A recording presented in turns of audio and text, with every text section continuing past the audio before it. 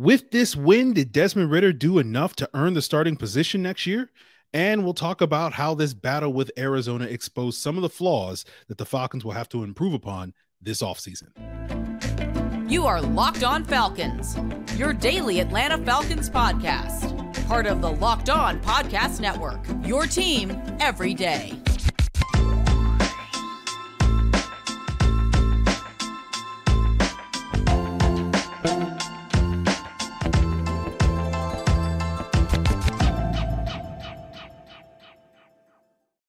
So, guys, you know me. I'm Aaron Freeman, a.k.a. Sirius Black, a.k.a. Mr. Drew, and a.k.a. the most humble host of this illustrious Locked On Falcons podcast, your daily Atlanta Falcons podcast, part of the Locked On Sports Atlanta podcast family.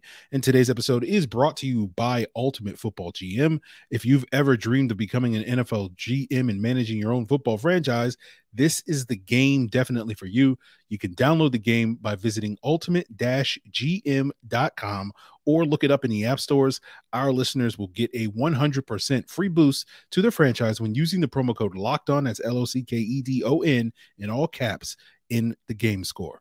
And guys, we thank you for making Locked On Falcons your first listen each and every day. Of course, it's free and available Monday through Friday on a variety of podcast platforms: Apple, Odyssey, Google, Spotify, and YouTube. Make sure you subscribe to Locked On Falcons on YouTube, and you will get the video version of the podcast the night before the audio drops. And also make sure you check out Locked On Sports Atlanta on Roku and Amazon Fire TV. Of course, we're part of that family. You get all the Locked On Sports Atlanta shows, such as ATL Day Ones, Locked On Falcons, Locked On Hawks, Locked On Bulldogs. What's going on with the Bulldogs? You can find that all by downloading the Locked On Sports Atlanta app on your Roku or Amazon Fire TV. So the Falcons finally get a win after a 4-game losing streak off a Younghoe Koo walk-off 21-yard field goal with closing seconds to lift the Falcons over the Cardinals 20-19. And yes, I already know a couple of you guys are already in the chat or in the comments complaining about why the Falcons win this game. Why are you sitting here smiling, Aaron, about the Falcons winning the games? And look, tankers are going to tank, as they say, right? And I'm not going to necessarily argue with anybody who's out here pushing that tanking narrative. Time will tell if the Falcons losing this game or winning this game is going to matter in the long run. You know, I think as I'm sitting here recording this, the Falcons own the 7th overall draft selection, and that could be higher had they lost today's game. And you know, there will potentially be where the Falcons are picking. You know, we may see a perennial all-pro go off the board at number 5 or number 6, and the tankers will insist that, you know, winning this game costs our ability to get that guy, not to mention, you know, but they'll also overlook the fact that, you know, there'll probably be a perennial all-pro picked at 9 or 10 that the Falcons may or may not pass on. You know, and they won't say anything about that. So, you know, tankers are overwhelmingly believers in the idea of destiny, like things are fated when it comes to that. But, you know, I don't necessarily really buy into that. But one of the things I've long said on this podcast, and we'll move aside to talk about the game in a second, but one of the things I've long said on this podcast is, if you're going to make the argument for tanking, it is an argument specifically for quarterback, because we know that draft position has an inordinate amount of impact on quarterback success rate that doesn't really exist for really any other position, right? There's small, you know, correlations, but nothing massive in that regard. And, you know, this was something we talked about 6 months ago. Like, this was the one season where I would, you know, be me being anti-tanking, but this would be the one year where I could make a legitimate argument based off of that. And it surrounds the quarterback conversation because, you know, history tells us that quarterbacks taken very high in the draft, like in the top 10, 15 picks, tend to be the only quarterbacks that turn out to be studs. But we also know that picking a quarterback that high is not automatic, right? The hit rate on those guys is still less than 50%. So the odds are still stacked against you, even if you swing on a quarterback that high. And so that's why, like, one of the arguments I potentially could make, that won't necessarily make on today's episode, but you look at that sort of low hit rate on, you know, the Falcons taking quarterback high in this draft, and then you look at the potential odds of what could the Falcons do, build to, you know, what are the chances that the Falcons could build a winner around Desmond Ridder. And I could make the argument and whether you buy it or not, we'll find out. But like, you could make the argument those odds are about the same. And I think when you look at today's game with Desmond Ridder, I think he performed pretty well. And I think this game was a pretty solid performance on his resume to basically that sales pitch over whether or not he can be the guy, right? He was very efficient today, 19 for 26, over 70% completion rate, only 169 yards, but there were plays left on the field where he could have potentially gone over for 200 yards in this game, finished with a 90 quarterback rating. There was a couple of big time throws, as I said. That deep ball to Damiere Byrd was on the money, right? We haven't seen that really at all this season when it came to the vertical throws. Unfortunately, Byrd was not able to reel that in part due to the early contact from a defender on that was not called in this game. And you also had a potential touchdown for Desmond Ridder in this game on a back shoulder throw to Cordero Patterson in the fourth quarter that, the Falcons didn't go the Falcons' way because Patterson was not able to secure it going to the ground because the defender sort of stripped the ball. And again, I know some of you guys think that should have been a touchdown and are looking at the refs in that regard. And, you look at the clutch throw that he made on that 3rd and 7 on the final drive that sort of set up the game-winning field goal for Younghoe Koo, where he fit a tight window to Michael Pruitt on that situation with the defender oncoming. These are some of the big throws that Desmond Ridder made in this game. And you look at overall, his critical down passing, the 3rd and 4th down stuff, he was pretty good in this. And we'll see what the film has to say when I watch it later this week. But outside of a sack he took on the opening drive on the 3rd quarter, and then on the next series, he had a 3rd down pass batted down.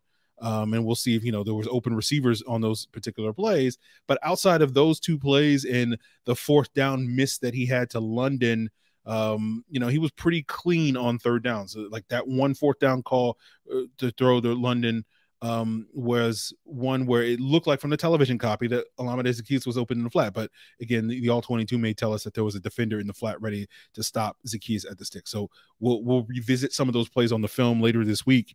But for the most part, watching the game live on Sunday, I thought Desmond Ridder was operating this offense exactly how the Falcons want to operate this offense, right? We know this is a run-first team. They're going to run the ball in 1st and 2nd down, and they need a quarterback that can move the chains on 3rd downs. And that was something that Desmond Ridder was able to do consistently in today's when the Falcons were throwing the football in that situation. And that's basically reminiscent. And again, I'm going to, say something crazy to some of you guys, but that's reminiscent to what the Falcons offense looked like for the first 3 to 5 years of Matt Ryan's career, right? Especially those first 3 years where it was basically Michael Turner show. And, on 3rd downs, throw the ball to Roddy White, throw the ball to Tony Gonzalez, right? And in this offense, as it seemingly is going to be constructed into the future potentially around Desmond Ridder, is run the ball to Algier, Patterson, and Bijan Robinson or whoever else is the running back, and throw the ball to Kyle Pitts and Drake London on 3rd down. It's the same thing. And this goes back to a conversation we had over the summer 6 months ago about Matt Ryan and the things that Matt Ryan had in his favor that helped him be a successful quarterback, pretty early in his NFL career. And it was having a run game, having a good offensive line, and having a competent defense. And we wondered 6 months ago, does Desmond Ridder have any of those things going for him? And it doesn't really matter how good a player he is. We know that the quarterbacks that tend to be successful in this league have at least 2, if not all 3 of those things going in their favor. And now we look 6 months later with the value of hindsight, and our question marks about the run game were, misplaced. We thought the offensive line was going to be bad. It seems like the offensive line has been pretty good. Again, certain nitpicks that you can say, and we'll probably get into a couple later on today's episode. The only real concern is, that defense, right? Defense is not very good. And they show that again today. And that's going to be something that we hope that this team is going to build upon this offseason, right? And so, that's why, I say, don't get it twisted when, I'm talking about Bijan Robinson and needing to add speed to the defense. The number one priority this offseason is going to be building up the defense. Need to add speed to the offense. I'm sorry. And so that's ultimately what we're going to judge Terry and him on. Can they sort of build this defense? Because when you go back to Matt Ryan's early career, the first 5 years in the NFL, you look at the DVOA rankings of those Falcon defenses. They were 17th, 19th, 9th, 5th, and 9th in Matt Ryan's first 5 years. And so when people say, oh, Matt Ryan never had a defense, that's not true. Matt Ryan just never had a defense after his first 5 years, right? And so when we look at these successful quarterbacks and we talk about, the guys that have those 3 things, a run game, an offensive line, a defense, right? And we look at the one quarterback in pretty much the last 20 years that has been able to thrive early in his career without really any of those things, without at least two of those things or more. The only real sort of example of that is Justin Herbert. He's the outlier, right? And even then, like, you look at the team success, and like until this season, you didn't really see that same team success, despite Herbert, playing out of his mind relative to what we see for most young quarterbacks. And it just goes to show you, Herbert being the third quarterback taken in his draft, 6th overall, all of this is a crapshoot, guys. You have one outlier here over 20 plus years, and probably you could go back 40 or 50 years if you really wanted to go deep into it. And that's why I sit here and you look at, whether it's Ridder or whether it's a draft pick or anything, like, this year in terms of a quarterback, like all of this is a crapshoot, right? And so if this team does decide that, they want to turn the page on Desmond Ridder this offseason and draft a quarterback high with that top 10 pick that they presumably will have this year, I won't blame them for that. I'll certainly understand that. But I will sit here and tell you that I don't think that bet is significantly a better bet than Desmond Ridder is at this point. And I know some of you guys are like, hey, Aaron, like, you're really going to praise Desmond Ridder for, being good against a bad Cardinals defense. You've been saying all week long that this is a game that Desmond Ridder's supposed to have success in. And now you're sitting here talking about it, all that sort of stuff. And I get it. I understand that. And yes, I actually absolutely am going to praise Desmond Ridder for being competent to good against a bad Cardinals team. Right? Because the Cardinals aren't good. And basically what I said all week long is this is a make or break game for Desmond Ridder. And basically, if he can't do this to a bad Cardinals defense and be efficient and be effective and make the throws that he needs to make in order for this team to win, how can I realistically expect him to do it against better defenses in the future? So that's essentially the sales pitch I would go with, guys, when it comes to selling you on Desmond Ridder. Whether you're willing to buy that pitch or whatever, if you're going to slam the door in my face, hey, that's up to you. I understand skepticism. I'm a skeptic. I'm the king of skeptics when it comes to that. But what I will say is, sitting here today, when we measure where we're at today, 6 months from where we were 6 months ago, like, I'm still skeptical, but I'm much more hopeful than I was 6 months ago.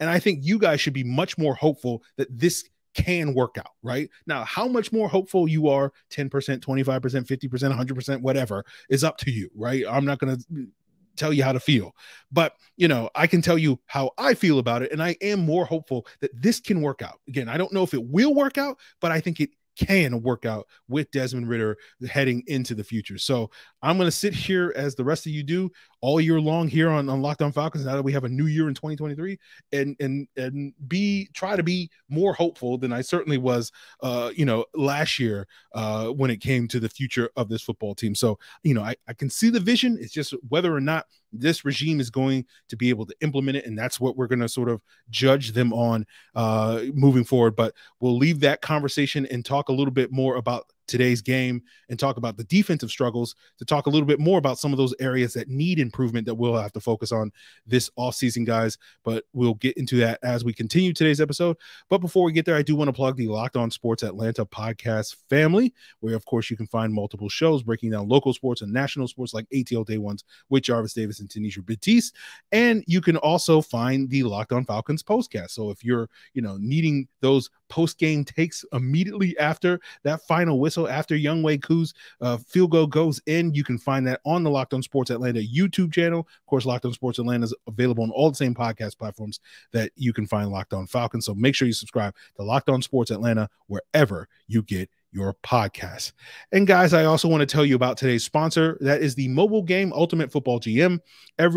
If you've ever dreamed of becoming an NFL GM and managing your own football franchise, well, now your dreams come true, and this is definitely the game for you. You can manage every aspect of your football team, lead them to glory. You can hire the coaches, the coordinators, trade players, draft players, sign free agents, all that and more. You gotta love the challenges. You'll love the realism of this game. I've said it before, you set your expectations for the season, and you can, that first year, and you're expected to rebuild, and you can be a little confident, myself feeling a little cocky. Oh, we'll get this team, 6 or so wins. We start out 2-1. I'm like, this game is easy. We're going to breeze to, a 6-win record. in my first season, and then we wind up losing 11 straight. And so all of a sudden I'm like, oh no, I'm on the hot seat. So if you want to prove that you can successfully manage a team heading into this offseason, virtually, make sure you check out the Ultimate GM app. Find it in the various app stores or visit ultimate-gm.com. Again, that's ultimate-gm. And when you do, you can get a 100% free boost to your franchise with the promo code Locked On. That's LOCKEDON in all caps in the game store. Again, promo code Locked On at ultimate-gm.com. Ultimate Football GM. Start your dynasty today. And guys, I want to thank you for making Locked On Falcons your first listen, and make sure you subscribe to Locked On NFL daily to get the biggest stories in the NFL. You get in-depth analysis on the biggest games with the NFL key predictions every Friday. And then on Monday, the local insiders are going to cover all of the weekend's games with the game-to-game episodes. So make sure you subscribe to Locked On NFL, available on YouTube or wherever you get your podcasts. So let's talk about the Falcons defense today. And it was not great. They were doing their typical bend but don't break. You saw that, with David Blough basically getting the start due to Colt McCoy not being concussion, of course, Kyler Murray being out for the season, and the Cardinals being like, yeah, we're good on Trace McSorley. We don't need to see him. So essentially the Cardinals were starting their fourth string quarterback that's only been in Arizona for like 2 weeks on the practice squad this week to give him a good evaluation. And, he did a decent job showing that like this guy might be the replacement to Colt McCoy next year as the QB2 based off his performance, successfully able to sort of dink and dunk his way down the field against this Falcons defense. You saw the opening drive where the Cardinals went 14 plays for 55 yards, get 3 points. The Falcons did ultimately get that stop in the red zone. And part of the reason why they were able to get that stop is because of a holding call against the Cardinals, forced a 3rd and long, and then D. Alford was able to break up a hitch pass on that 3rd down. Then at the end of the first half, you had a long drive, like a 10-play, 62-yard scoring drive in the 2-minute drill. And in that situation, bending but not breaking was not, you wanted to have 0 bend and 0 break in that situation, even if the Cardinals wound up getting a field goal there. And one of the things I noticed on both of those drives, and we'll be curious to, break it down further when we watch the All-22 later this week, is, the Falcons were playing a lot of zone coverage, and Blough, like so many other quarterbacks, had no problem picking them apart. And, that's kind of the nature of zone coverage. You're going to concede sort of the short throws, those 6-yard throws, those 8-yard throws and whatever, and hope that they're going to mess up before you mess up. But you need, in order to be effective doing that, you got to get pressure with 4. And we, of course, know the Falcons are, allergic to getting pressure with 4. And that was also the case today, although Ade Ogunjeji did get a sack. Isaiah Oliver did get a sack on the second play of the drive where they brought him on a cornerback blitz. But, that was one where they did one of those creepers or whatever. And we know with a bottom 3 pass rush, that's going to be something that the Falcons got to work on, that they're not going to be able to get reliable pressure before. That's going to be something that they have to fix this offseason. Arthur Smith's already mentioned that as a huge point of emphasis for the offseason. That's the quote there. You also saw the run defense struggle in this game. Gave up 126 yards on the ground. Not a surprise. They've been struggling all year long. They probably would have given up more than that if James Conner hadn't gotten hurt late in the game. I think at the end of the 3rd quarter, he went down and Corey Clement stepped in, but it didn't seem like Corey Clement had really any problems, moving the ball on this defense either, along with James Conner. So that's going to be something that the Falcons are going to focus on this offseason, again, beefing up that run defense and getting, more physical players in the middle of that defensive line, especially the tight end problems reared their ugly heads again. Trey McBride led the Cardinals with 7 catches and 78 yards. Their lone big play on a 26-yard play action pass where he got behind the linebackers. That was their lone big play that they gave up in this game. And again, the Cardinals are not an explosive offense without Kyler Murray and without all their weapons like DeAndre Hopkins and all those guys. So it was good to see that the Falcons didn't necessarily start getting gashed by big plays by David Blough, although there were a couple where it wasn't because of the Falcons defenders, got stops on those plays. It's just Blough missed some throws. He overthrew some receivers. He was out there looking like Marcus Mariota on some of those deep balls where he had open receivers like Marquise Brown getting behind the defense a couple of times. There was a big play to McBride on a wheel route where he came out of the backfield and looked like Richie Grant got caught flat-footed and he just ran past him. And if Blough had hit him rather than overthrow him, at least from the television copy, it looked like he was going to walk into the end zone on like a 50-yard touchdown or something like that. So we'll see what the all 22 has to say about some of those things. One of the things I failed to mention from last week's all 22 is, we talked about after the game, they kept Mark Andrews in check. Well, the all 22 showed that there was a couple of times where Mark Andrews was wide open and Tyler Huntley just missed him. There was one particular play where Huntley wound up throwing like a 6-yard pass to Isaiah Likely, and Andrews was wide open in the end zone. And it was just like, okay, we need to fix this, right? Like, fix the run defense, fix the pass rush, and we need to get someone who can cover tight ends, man. Fortunately for the Falcons, that drive where they got where McBride blew past, would have had the touchdown. They did not give up points on that drive, in part due to getting a stop on a 4th and 1. That was a stop that Isaiah Oliver was able to get. It was Grady Jarrett's butt and Isaiah Oliver tag teaming to get a stop on Clement to prevent the Cardinals from getting any points on that drive. And Oliver had a good day, right? The one positive we'll say about the defense today was Isaiah Oliver looked pretty good. Looked like he was, he's ready to get that new contract. 9 tackles leading the team, 1 sack on the second play of the game, as I mentioned earlier, and 2 PBUs. So it was a good day for him. And you look at him, you look at, Jarrett, you look at Terrell, you look at Ebiketie, and you say, okay, like, this defense has some pieces, but they got a lot of work to go, right? Again, improving that pass rush. Maybe you pick up a safety that can cover tight ends competently. Maybe you get a safety that can do some of that center field stuff. So you're not seeing Marquise Brown, streaking all the way down the field with no safety help against, Cornell Armstrong.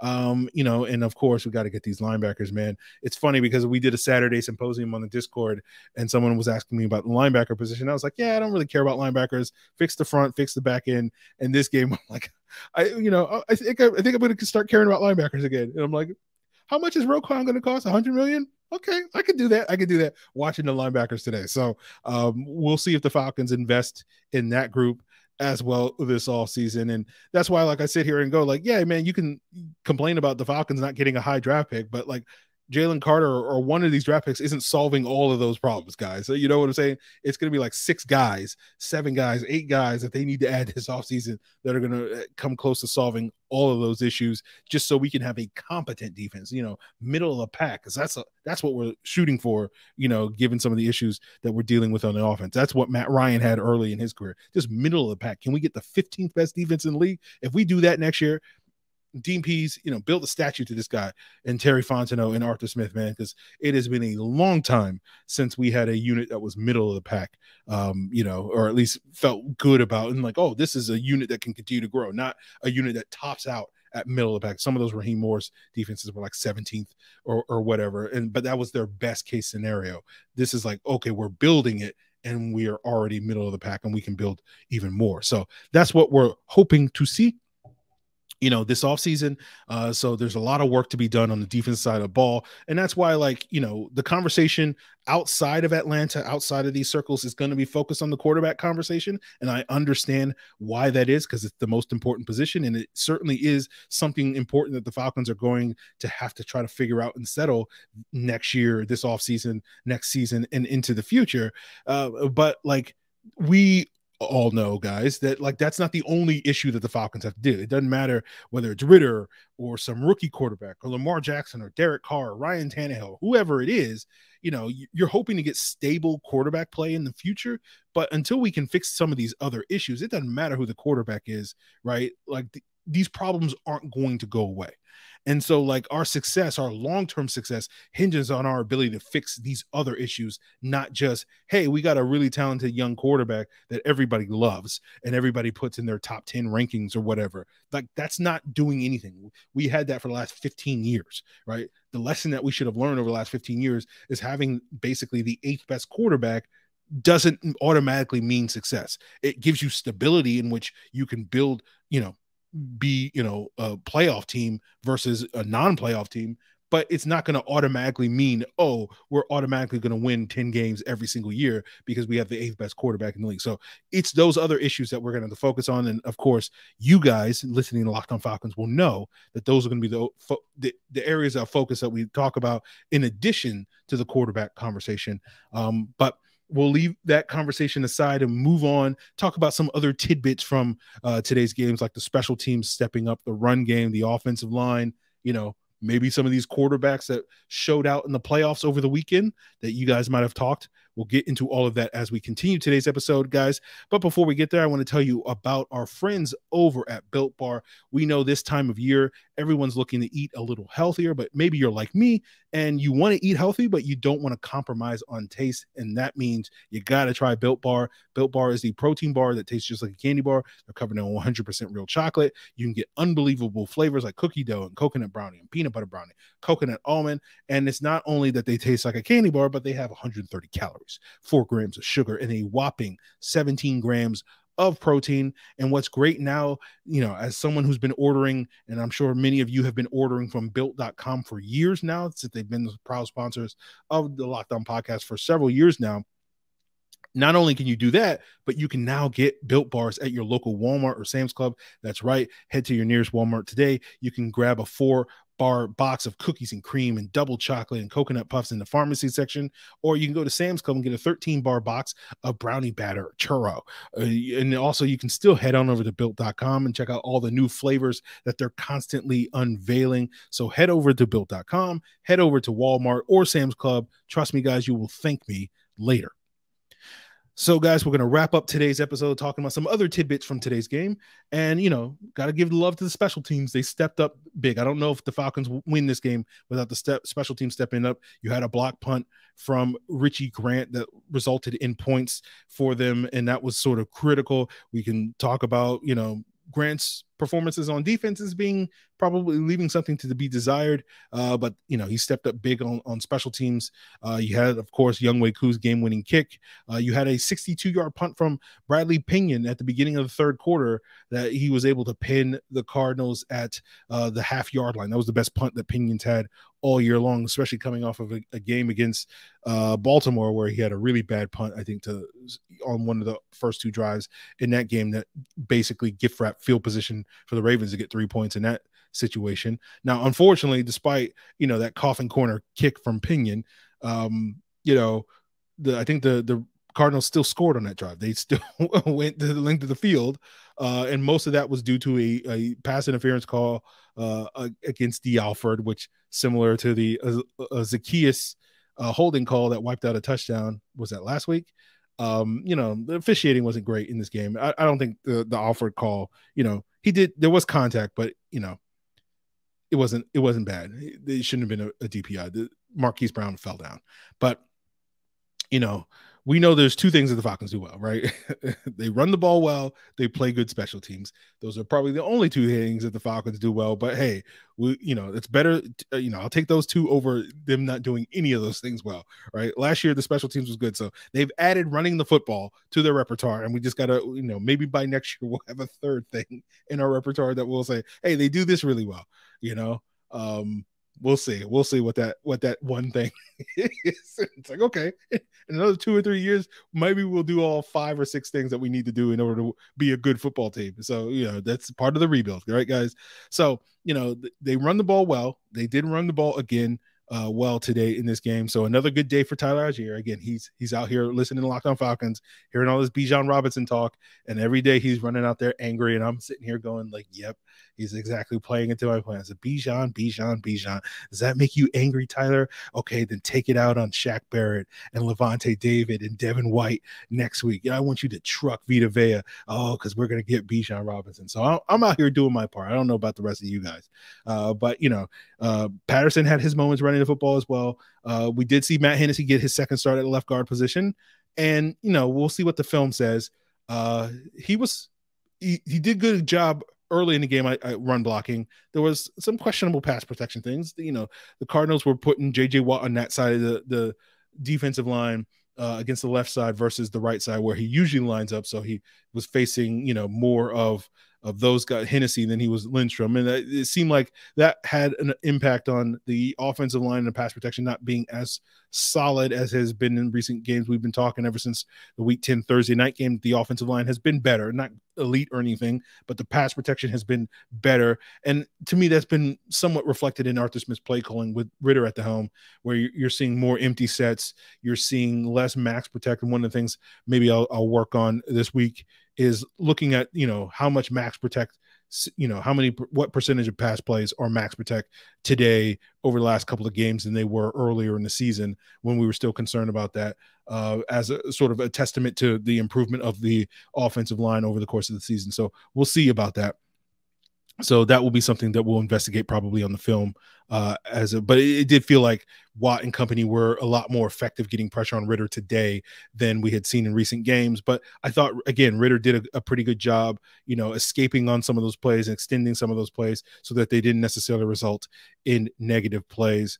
Basically the overwhelming takeaway from today's game is the Falcons aren't good enough to blow out a quote unquote bad Arizona Cardinals team, just like they weren't good enough to blow out bad teams last year. They barely beat those teams as well, which, that's nothing new.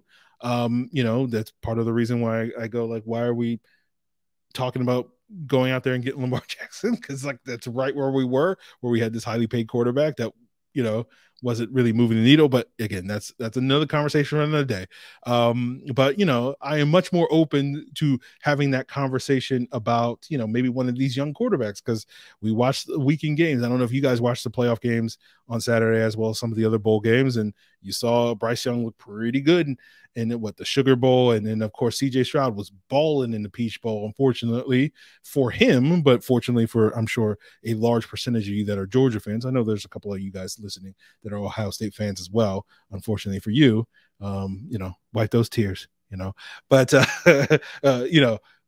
Georgia was able to prevail, if you missed the memo. So make sure you check out Locked On Bulldogs as well as Locked On Sports Atlanta to get the breakdown on that. But CJ Stroud was balling in that game, and I'm sure some of you guys are like, man, Aaron's been dogging CJ Stroud for 6 months on the podcast. I just watched him just absolutely annihilate one of the best defenses in the country, and I'll be like, yep, you did, and he's never looked like that before. So if I got to take that L from him, basically, I don't know what he was on in that game, but he was balling in that game. So I am much more open to the idea of taking one of these quarterbacks after witnessing that. But we'll see what the rest of the offseason goes, and we'll see if one of these young quarterbacks is available for the Falcons, picking wherever they wind up picking, as they worsen their draft status by hopefully winning one more game this season.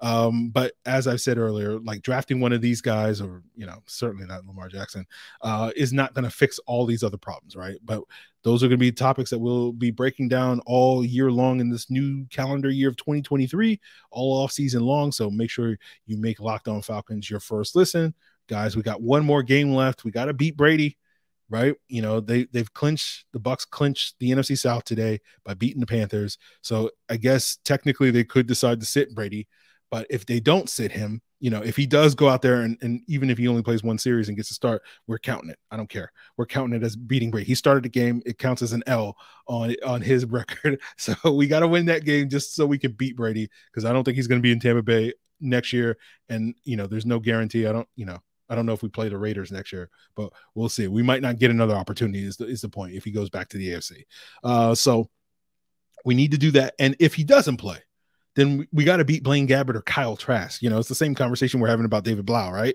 If we're going to have any confidence in Desmond Ridder, we got to be okay, at least he's better than Blaine Gabbert and Kyle Trask, right? So either way, guys, we got to win that game as far as I'm concerned. Now, I'm sure by all means, leave a comment, provide your feedback, at lockedonfalcons@mail.com, here in the comments at Locked On Falcons, in the Discord at Locked On Falcons, or on social media, Facebook or Twitter at Locked On Falcons, for why, you think the Falcons should go out there and lose or whatever, or, tell the people, shout it from the mountaintops that they need to go out there and beat Tom Brady, whatever he is. I'm all open for your feedback, guys. That's going to do it for us here on this rapid reaction.